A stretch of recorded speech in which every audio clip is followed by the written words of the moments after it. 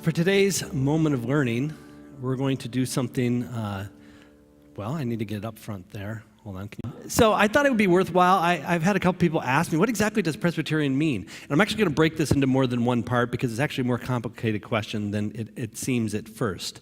But what does Presbyterian mean? Well, Presbyterian is actually, it's a couple things, but I'm going to talk about it from a governance point of view. And governance means a leadership or how it's governed or how it's looked over. Now, there's three main types of church governance that are kind of out there major.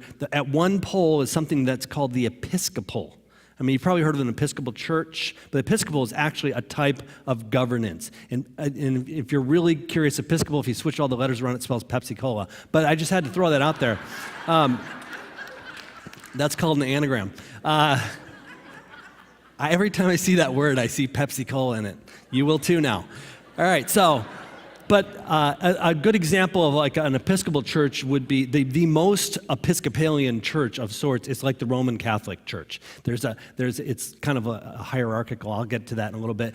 On the other pole of it is a congregational church. A congregational church is really churches that are really pretty much independent. They may have some sort of grouping together where they do some sort of missions together, but for the most part, there's no one church that can tell another church what they can or can't do, and there's no sort of overarching governance. And Presbyterian is really kind of a mix between those. It's kind of a way to be able to say, yes, there's a connectional way, and I'll get to some of those words and just to how to remember that, but it's kind of in between those two is Presbyterian. Presbyterian is a word that comes from a Greek word, presbyteros, which means elder. And there's actually a couple words that are used that are elder/bishop that basically mean the same thing. I've heard another word is episkopos, which is where the Episcopal word comes from.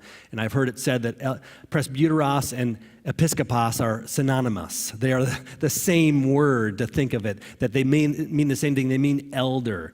The early church was primarily set up in this way. You can see that in Acts 11:30 and other places, with elders serving as the church leaders. And during the massive church changes that happened during the Reformation, there are a lot of churches that went back to adopting the way that this early church had structured things, coming out of the Roman Catholic Episcopal sort of with the Pope and so forth on down.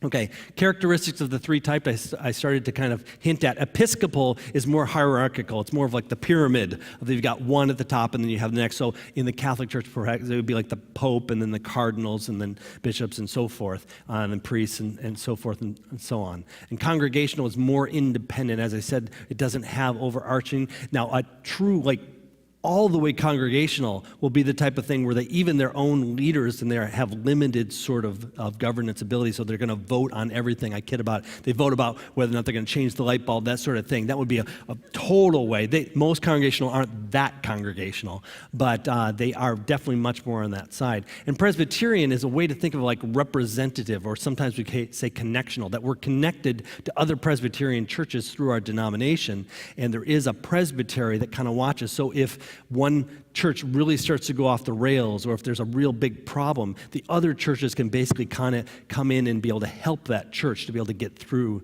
those problems. And just as a little, I didn't put this on here, but it's kind of a little bonus question, is which three of these things do you think really influence the structure of the American government? Think about that one for a little bit. Representative sort of thing is, if you look at that more carefully, it's actually how we end up setting everything up, because they're at the time of a lot of stuff I didn't put on here. At the time of the forming of the United States, they guess that about 2/3 of the entire United States had this sort of representational, not Presbyterian, just Reformed as well, but they had this way of thinking, and so they set up those structures because they worked really well in their churches. They set that up as the government as well. So, one important note. I think it's important to say the Bible makes references to certain offices with the local churches and talks about how elders are supposed to be, how deacons are, those sorts of things, but it doesn't really specifically command or advocate one or the other of these three types. So we have to be careful when we start to say this is the biblical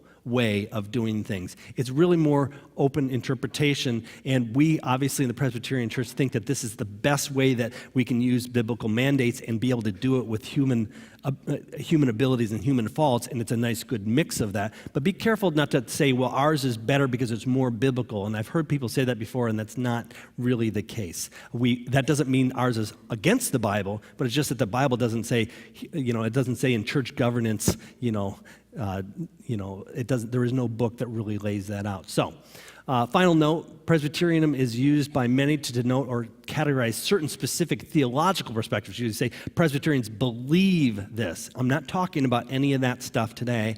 I will get to that. These are more in what I would call Reformed theology, which are other denominations as well. And we'll stay tuned, and I'll talk more about what those distinctives are. Fair? All right. So, one additional note: I've had a lot of people ask if they could have these kind of moments of learning kind of put together in some sort of format, and I'm trying to think through with the staff what's the best way to do that. But we'll get something out there.